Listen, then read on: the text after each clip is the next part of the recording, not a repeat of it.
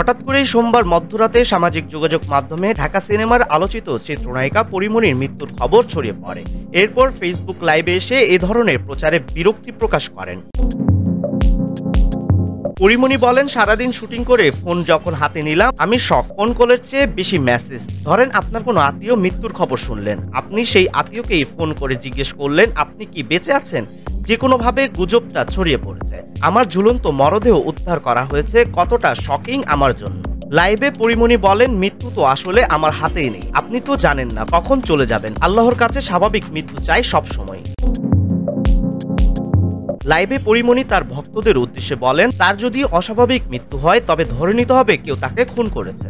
তিনি আরো বলেন, এই যে ঝুলন্ত মরদেহটা উদ্ধার করলো আমার, তারপরও লাইভে এসে কথা বলছি আপনাদের সঙ্গে। কোনো একটা ফোকাস সরানোর জন্য মানুষ পরীমনিকেই বেছে নেয়। আলুর দাম কমাতে পারছে না বলে পরীমনির বিয়ের খবর করে দাও, এখন বিয়ে দিতে পারছে না বলে একদম মেরে ফেললো। লাইভের শেষের দিকে পরীমনি বলেন, আমি সুইসাইড করার মতো মেয়ে না, আমার জীবনে এখন সুইসাইড করার মতো কোনো ইস্যুই নাই।